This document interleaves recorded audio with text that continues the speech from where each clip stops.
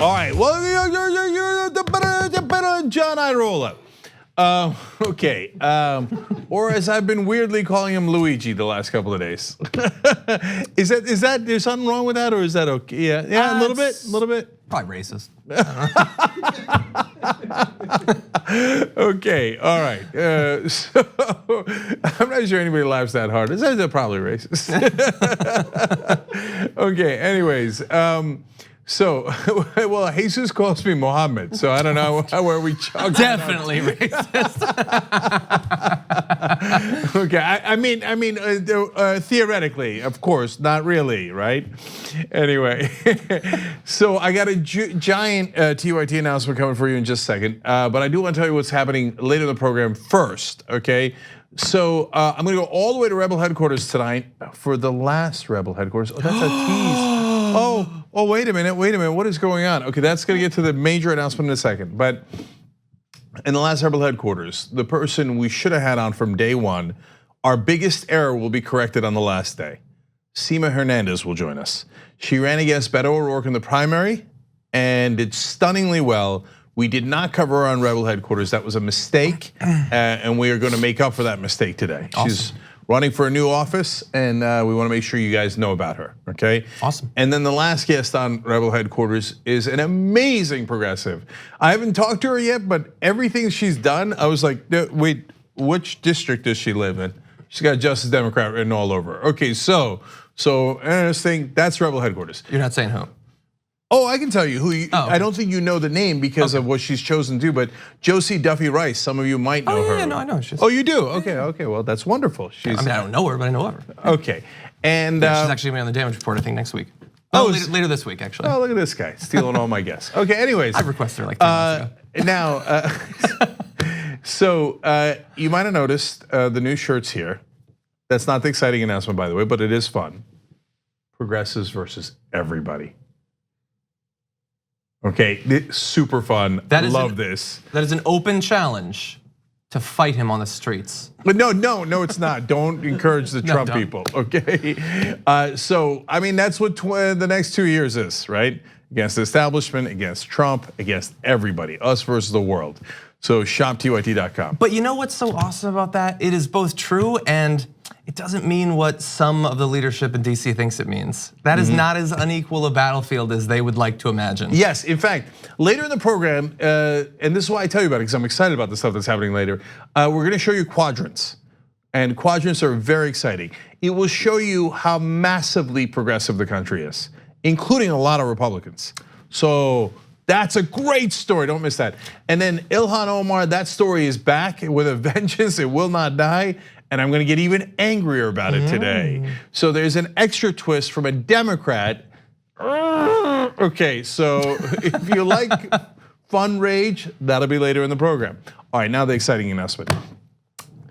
Tomorrow is Young Turks' 17th anniversary, which is unbelievable. We started as a Sirius satellite radio show. We were actually their first original talk show on Sirius satellite radio. That was all the way back in February 14th of 2002. We started doing online video in 2005. We're YouTube's first partner ever, and obviously we're on all the platforms now. Please check us out on Hulu, Roku, Pluto, Facebook, YouTube, and the list goes on and on, including our local broadcasting partners like WRNN in New York. Check all of that out.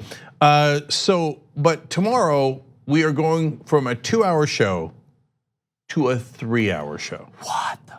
Now that's not just for tomorrow, that's from here on out. So normally we do 2 hours every day. And you know that it's from 6 to 8 p.m. Eastern, okay? And we cover the news of the day, and we don't have guests on. It is different than cable news. We're adding a 3rd hour so that we can have guests on. Half of it will be guests, and then half of it will be for members only. So the last part of the show will be just for Young Turks members, tyt.com/join and become a member. And that's extra content that we want to give for the people who actually make this show possible. Without our members, Young Turks does not exist. That's why we're giving them extra content. Now, in terms of the guests, I mean, we've got Democratic primaries here. Everybody's welcome. And so we are super happy to have all the candidates on, and we are asking all of the candidates on. And some of the candidates have already appeared on, and others will come on, and we're in the process of booking that. We call ourselves Home Progressives, I think for a very good reason, and I think that you know, and the audience has come to us because of our point of view. They didn't have to come to us. There was no infrastructure. We had no money. We had no marketing. We had nothing to begin with. We only got to the size that we are because we represent you. And so I want those candidates to come make their case. If they don't want to make the case to a progressive audience, that's their call, and then that'll also be telling. And so this is a real number, and it's actually an underestimate for reasons that I could explain, and maybe I will in the postgame for the members. We have 60 million unique viewers every month. We have about 250 million views, but in terms of unique viewers, it's about 60 million. Now, if you don't want 60 million viewers and present your case to them that are deeply progressive overall, that's a curious decision to make if you're running in the party that's supposed to be progressive, but that's your call to make. But we are gonna have real conversations, substantive conversations, and policy conversations. But not just the candidates, we're gonna talk to reporters who are on the campaign trail. We're gonna talk to people we agree with, we're gonna talk to people we don't agree with. We will have some debates and discussions with the Republicans, conservatives, etc. And tomorrow, we start with a doozy. We're actually gonna extend the guest time a little bit tomorrow on the anniversary, because we're going to have Bernie Sanders and Adam McKay. Adam McKay is the director of Vice, the movie that came out about Dick Cheney. He is the director of The Big Short. He is the director of Anchorman and almost all the Will Ferrell movies. He is the director of Succession on HBO. An amazing writer and director and a wonderful progressive. So he will join us on the first 3-hour program of the Young Turks. So 17 years and running, they can't knock us out. And that's because of you guys, tyt.com/join. Members make all of this possible, and you get basically a progressive Netflix where you've got dozens of progressive shows that you can watch to your heart's content. And starting tomorrow, 3 hours for the Young Turks, the flagship show of the TYT network. Damn. I actually did not know that he directed Anchorman and those others. Yeah, that's awesome. No, he's unbelievably talented. How does he do The Big Short and that? They're so different and both awesome. Yes, agreed. All right, we'll talk to him about it tomorrow. That is an exciting change. It is, it's fun. And Bernie. Yep, and look, almost everybody knows, I'm just gonna say it real quick. You all know you could watch it at tyt.com/live anytime, right? So, all right, let's move forward. Okay, the news. We are one day closer to a potential second shutdown in 2019, so let's take a look to see, is Donald Trump going to accept the sort of deal that we gave you the details on yesterday? Well, the latest from Donald Trump is, we're going to look at the legislation when it comes, and I'll make a determination. He told reporters he'd be looking out for any landmines, which he's also considering putting on the border. I'm kidding. He reiterated his aversion to another shutdown, the likely result if he rejects the agreement, saying one would be a, quote, a terrible thing. And so that, take it, however you want. God only knows what he's thinking right now. We laid out yesterday on the show sort of the politics on both sides behind the scenes and made our predictions as to how exactly this is gonna shake out. He has spoken favorably in the time since yesterday's live Young Turks show about the Republicans working on this deal, where previously he had been fairly critical of them. So to the extent that he gives any real signs that he is approaching this in a rational, predictable way, this seems like the moves he would make in advance of signing on to the deal. Yes, although privately he has complained about the deal and called the committee members on the Republican side poor negotiators. Well, you would know a thing or two about poor negotiators because you started out with a higher number for the wall, and after the shutdown, you negotiated to a lower number. Oops. I think you should give them another lesson in negotiations. Yeah, I keep going, Donald. You almost got this thing figured out. You might be down to 0 soon. And this again goes to his lack of intelligence. He expressed concern that the plan is being spun as a defeat for him in the media. Well, number one, that's because it is a defeat. You lost ground after the shutdown. You didn't gain ground. You were humiliated. You took ownership over something that was deeply unpopular and you did it as a total political blunder. And then you come out of it with a worse deal than you started with. I mean, How could that be painted as anything but a defeat? And it's watch Fox and Friends. Although You'll see. even Hannity was called a garbage compromise, and it's obvious even to the Fox News guys, this is a disaster for Donald Trump. So the Republican legislators are basically playing the hand they have been dealt. And in the past, to be fair to the Republicans in Congress, they have been very tough negotiators. And it's usually the Democrats who are terrible at this. But Trump is so bad that he outweighed how bad the Democrats are normally at negotiating. So it's on him, and yes, it's being painted as a defeat for you because it is. And the fact that that took you by surprise is amazing. It's amazing that surprised you. So, and then finally, he says, don't worry, I know, but the wall's getting built, everybody, okay? And he's said a number of things about it. He said, the wall is being built as we speak. Not true, they have not appropriated the funding yet. He said, we're gonna have a great wall. It's gonna be a great, powerful wall. I mean, how many times have we heard this? Remember, you need $20 to $70 billion for the wall. Okay, usually most experts think higher end of that range. He's getting 1.4, I think a little less than 1.4. 1.375. How is it gonna be a big, powerful, great wall with a tiny fraction of the funding that you would need to complete it? In fact, we know now the negotiators say that they're going to build just 55 miles of it. There's 2,000 miles on the border. Yeah. He's getting 55 miles, and he's like, a great, powerful wall, okay? And just before we got on air, because you were like, okay, but how can he top a statement that stupid? Hold his beer. Okay, so he says, the wall is very, very on its way. That's a direct quote. Yeah. The wall is very, very on its way. Yes, I'm laughing at you, Donald Trump. I know it's gonna take you by surprise, but I'm laughing at you. That joke is being spun as a defeat for the president. Yeah, I mean, I fundamentally hate the fact that even 1 meter of this is going to be built, but yes, it is a very small part of the 2,000 miles. Now, in addition to all these negotiations, there are some even more hardline Republicans on immigration who are pushing for a shorter term funding deal so that they have more time to sort of press their case. They want to fund the government for just 1 week so that there can be more negotiations, although I have seen no indications that that effort is going to work. And it seems like most people have agreed on the bounds of the deal that we've already talked about this week. Now, while we obviously have to cover the politics of this, it matters what deal they actually have, what the content of it is. At the end of the day, the reason the shutdown is such a bad thing that we need to avoid it is the effect it has on the American working class, the actual workers who are affected by these shutdowns. Now, obviously there are great ripple effects when you do a shutdown. That's why so much economic output was destroyed by the shutdown. But for the people immediately affected by it, those who are furloughed, who don't receive their paychecks, in some cases with the contractors, the Democrats are pushing for them to get back pay for the time during the last shutdown. Donald Trump says he will not sign any deal that pays the contractors for the work that they've done, which is the most consistent position he has had in his entire life. Don't pay contractors. But he unfortunately has that right now as well. Yeah, and more broadly, don't pay anyone that's already done work for you or giving you money. Just rob people. Yeah.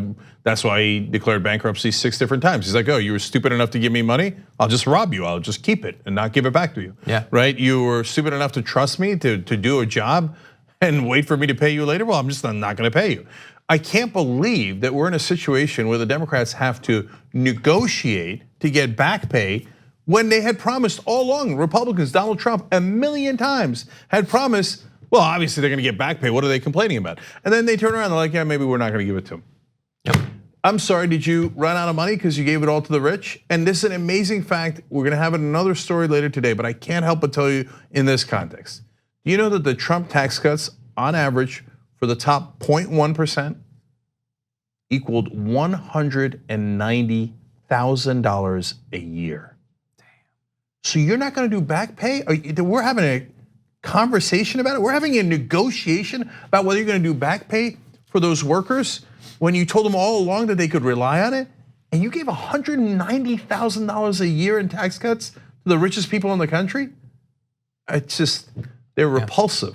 Yeah, and the cost of this shutdown is real. I mean, you probably remember at the time during the shutdown, we spent multiple shows where we were reading from the GoFundMe accounts of federal workers who needed money to pay for their rent, food, medicine, those sorts of things. And we were saying at the time how devastating this is gonna be for people's credit ratings. People potentially could lose their cars in that time. They could lose their apartments, all of that.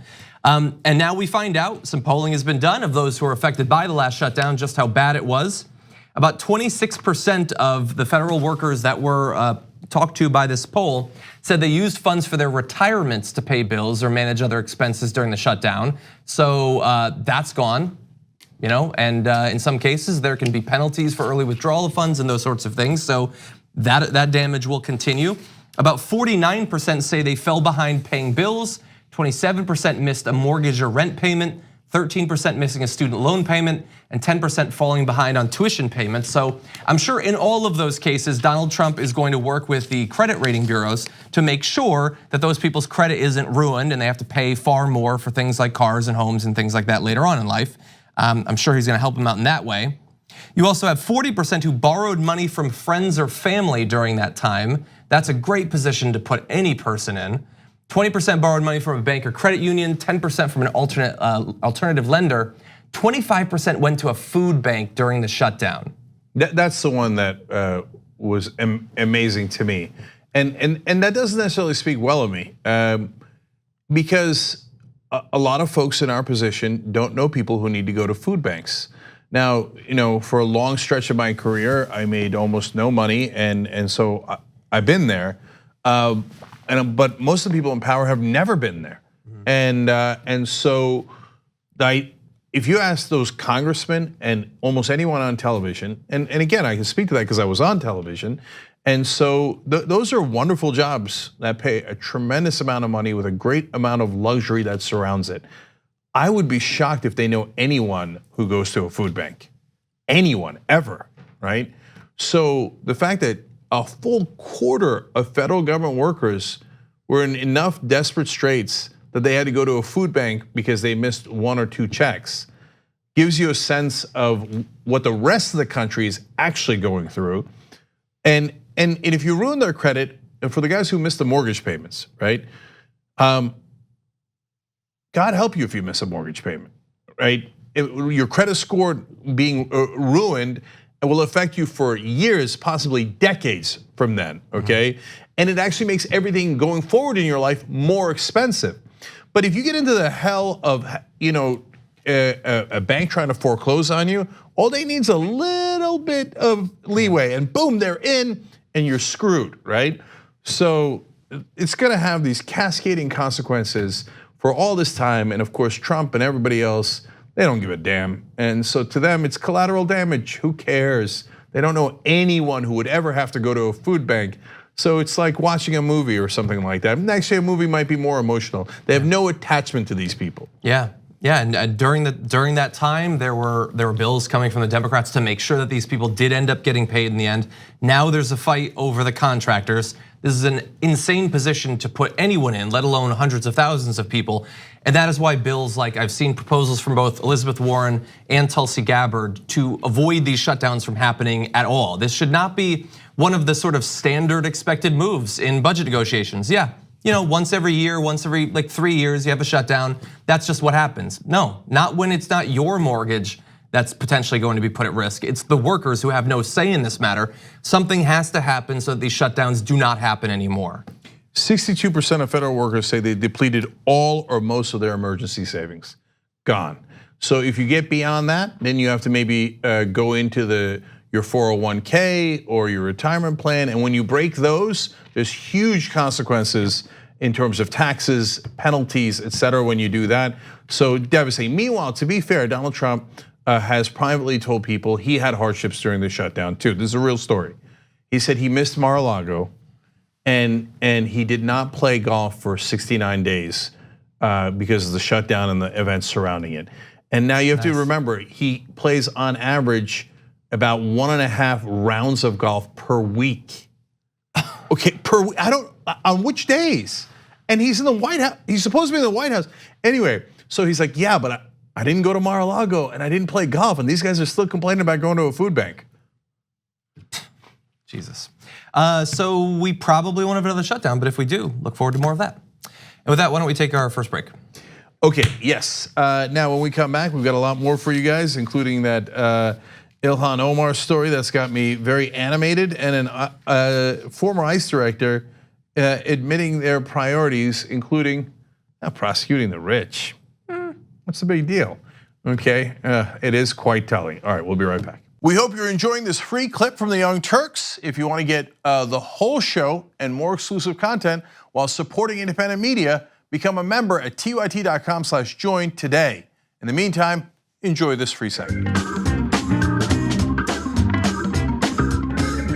All right, back on the Young Turks. Time for comments. Smooth writes in from the member section. Rebel HQ, TYT interviews and main show all into one. Sounds like a council of Turks.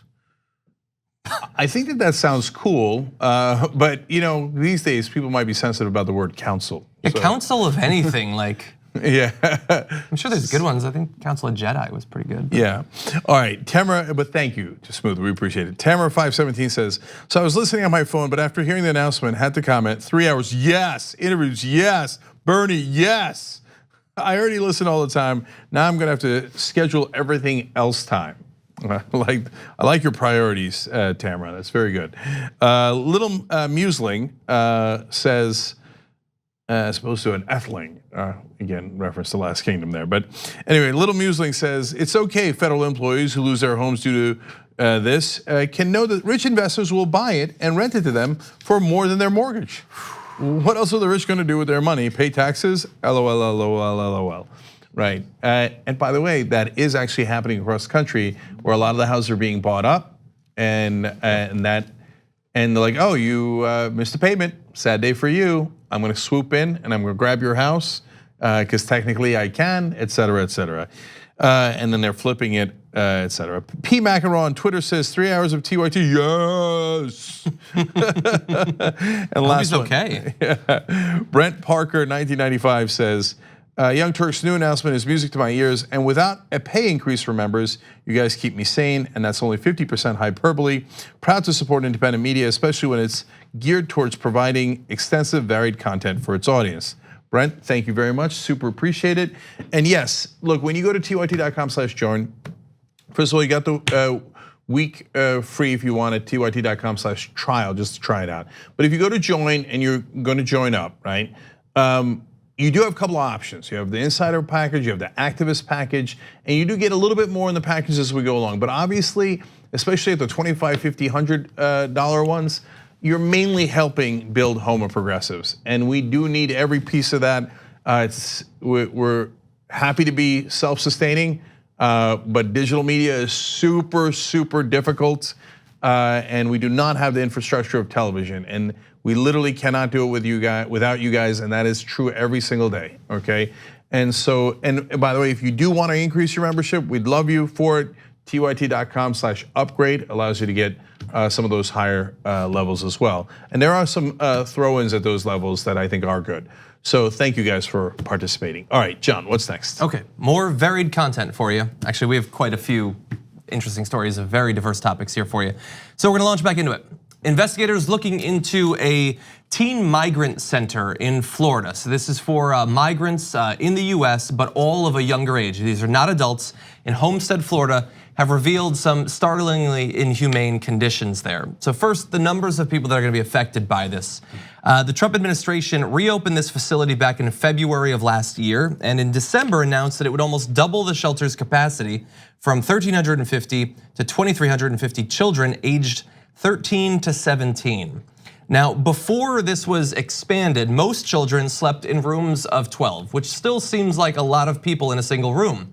But now they've refitted one of their buildings to house 17-year-olds in large rooms that sleep 70 to 250 kids. Imagine 250 kids in literally the best circumstance you can imagine. That's too many 17-year-old kids. To put them in these sorts of conditions, by the way, these rooms are so small that if you walk between the bunk beds, your shoulders clip both bunk beds on either side. To give you an idea of the almost factory farm conditions that these people are being kept in. And also understand this, so we just said there that they have expanded the facility, they've doubled it. Now you're probably not surprised by that because when we were talking about family separation and all that, you found out about these massive tent cities that were being set up in various parts of the country. Bear in mind the facts while all of this is going on, the number of children crossing the border hasn't increased significantly. So why then would they suddenly need far more beds to have these kids in? That is because the situation on the ground has not changed, the situation in DC has changed. Donald Trump has taken it upon himself to change the standards we apply for who needs to be kept and for how long. And because of those choices that he and his group have made, people are being kept in conditions that are not fit for human life. And these kids are not being stored there for a day or a week. Some of them are being stored for 6 months or longer. They receive virtually no contact with their family. We're talking literally minutes each week that they're allowed to use a phone. They receive very little time outside, very little exercise, and substandard education all along the way. And I want to give you just one quote from Nehad Desai, Director of Immigration for the National Center for Youth Law, who described the situation there, saying, "These children are in perhaps the most restrictive and least family-like setting possible. I spoke with youth that slept in rooms with 100 other kids at night. Some of them have been there for months on end with no freedom of movement, no privacy, no human contact." And she said many of the children she spoke to had a hunger for human connection and suffered from the quote, sheer emotional deprivation of not getting to touch another human being for months on end. I want to explain that because I think that's the worst part. So let me go through a couple of the terrible parts about this. To give you a sense of how cooped up they are in there, they only have 1 hour they're allowed outside. They're kids. It's prison. And it's kind of a bad prison. So when we talk about, hey, that guy's in solitary confinement and he's only allowed outside for an hour, right? And they do that in some of the most high security situations, and they've done it to basically torment people in the past, like Chelsea Manning. So now these kids, they didn't do anything wrong, they didn't commit a crime, they're not being held in jail or prison, but they are being held in some of the worst conditions that you would see in a maximum security situation where they're only allowed outside for an hour. And so that's terrible. So number two, you wanna go to the bathroom in the middle of the night? You have to ask a staffer and they have to escort you outside to a portable toilet, and that's the only way you can go, okay? So there's like privacy's gone. Showers, 5 minutes. You're not allowed to take any longer than 5 minutes, and then you gotta cycle out. And when they first talked about the perfect rows of bunk beds, I was like, oh, we got something right. And like for half a sentence, I was like, oh, okay, there's a, at least it's well organized. No, they're like so that they could be packed in like sardines. Okay, now the worst part is both understandable, but you get why it would be traumatic. They're not allowed to touch each other at all or any other people, okay? Now, we're not being unfair here. There's a good reason for that. We know that, and we're gonna give you that context. The reason is you got 13 to 17-year-olds. You can't have them touching one another. God knows what that could lead to, and that could be a worse situation, right? You can't have the adults touching them. You can't have them touching the adults. All understandable, but they're not allowed to touch each other at all. And so sometimes they'll have this bond because they've been sitting there together for 3 months, 6 months, etc. And one of them is leaving, they're not allowed to hug. So the main thing the kids say to the people interviewing them is, I just need someone to hug me. A 17-year-old girl broke down sobbing. She's like, I haven't touched anyone in months. No one's touched me. And we're humans, we're social animals. Yeah. And so they're dying for a hug. I know it sounds weird if you haven't gone through 6 or 9 months of deprivation of human touch. And so, and I get that it's a difficult situation to solve because you don't want to lift that rule entirely, but we have got to find some sort of balance here. But most importantly, don't keep them for that long. Yeah. You can actually easily cycle them out like every other administration did. One of the kids is waiting for his dad. It's taken 7 months for his dad because they say fill out paperwork, then they make him fill out paperwork again. By the way, they make him skip work to come out to fill out paperwork. Now he's losing money. Then they made him move to another apartment. They made him fill out paperwork 3 different times in one particular case. And so that stretches it out. It's They're doing it on purpose. They changed the rules and the procedures that other administrations, both Democrats and Republicans, had to make it more painful. And one of the other huge issues is people used to come in and pick up kids and bring them home, and that made sense. You don't want to keep them in this sterile, depressing environment, etc. Now they say, look, if you're coming to pick them up, we're going to fingerprint you and we're going to look into your history, okay? And if it turns out you're undocumented, we're going to ruin your life and your family. So you better not come pick up these kids. So of course they have more kids. There's, again, no bigger influx of kids coming in from the border, as John told you, okay? It's the reason they're all getting packed in more and more and more and more is because Trump made the decision, let's make it really difficult for parents and other family members to pick up these kids. Yeah. And so that's why we've created this unbearable cruelty. It's all a choice. Why don't we turn to the other side of this, those who are doing the locking up.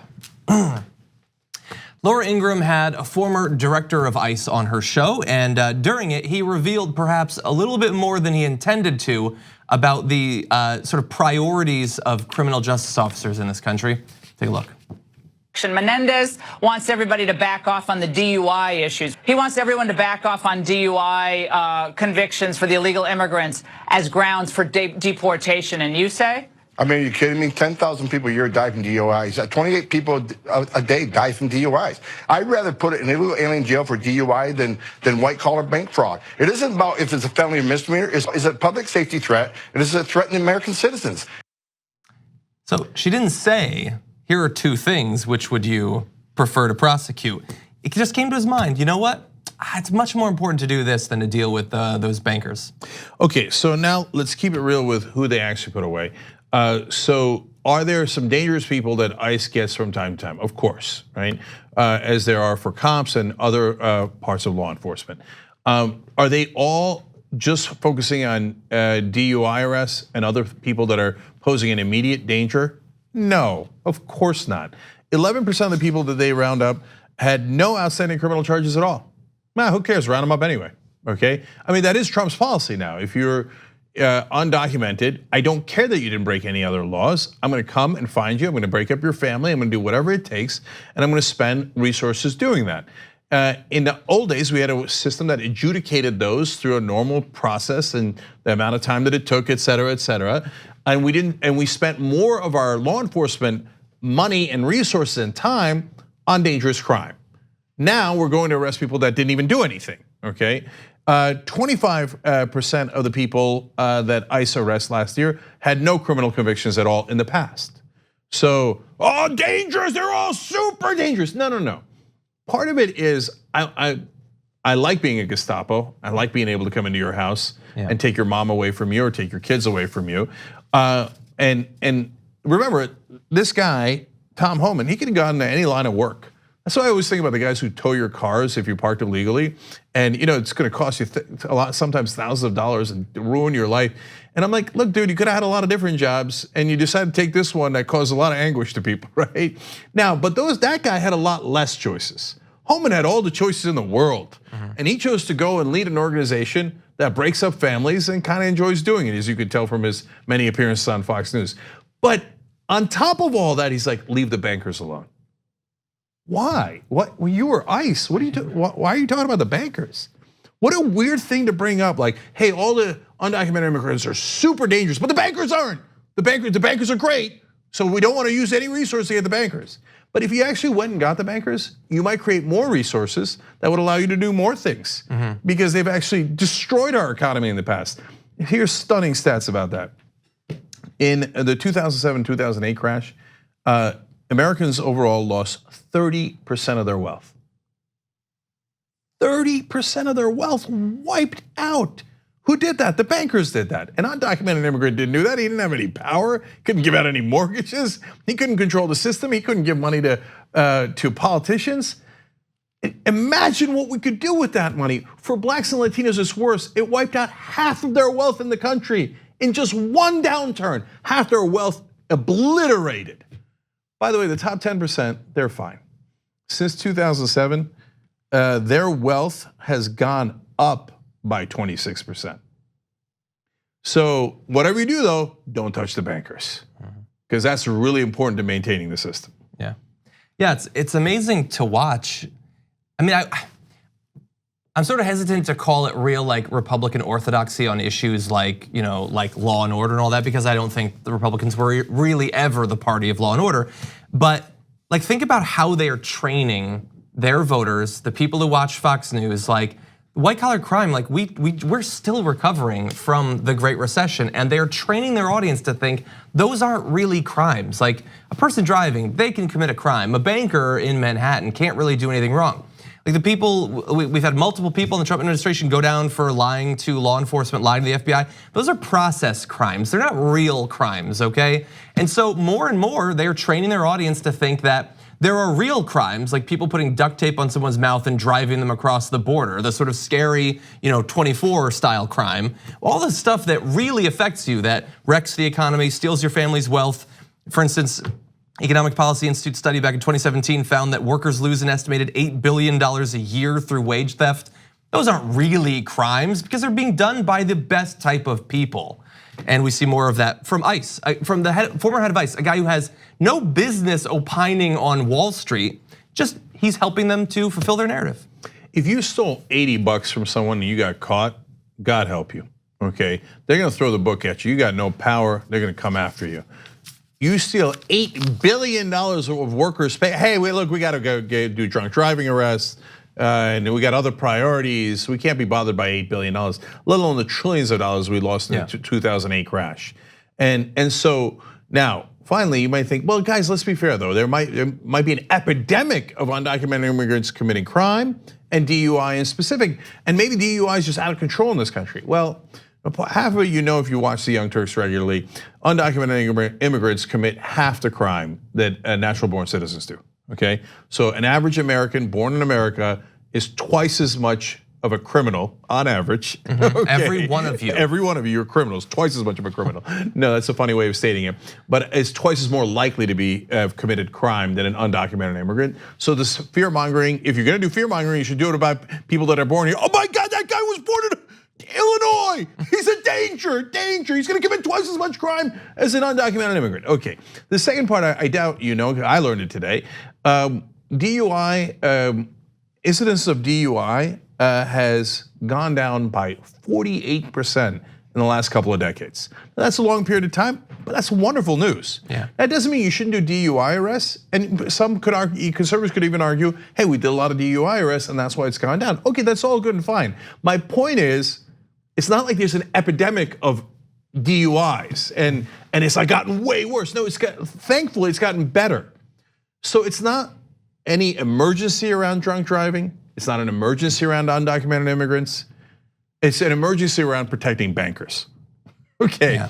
And that is Fox News' business model. That's why they invite guys like Tom Homan on to say, the guys with no power, no money, no wealth, no power at all, those are the ones we should crush, okay? And the ones with all the money and the power that rigged the system in the first place that you're so angry about, Fox News viewers, don't worry about it. Never ever touch them. We got higher priorities. Yeah, and I will just finally say, if you are concerned about people dying in car accidents, which you should be, the answer is not more ICE. The answer is putting your damn phone away, because you're gonna end up killing yourself or somebody else. That's why the number of traffic fatalities is going up despite ever increasingly safe cars and people taking drunk driving more seriously. Despite all of that, more people are dying, and it's because people are choosing to do all sorts of other stuff while they're driving around. All right, when we come back, Ilhan Omar. Trump went after her. She strikes back today, which I love. Then a Democrat jumps in on Trump's side, of course, okay, which I do not love. And you will hear my lack of love for it when we return.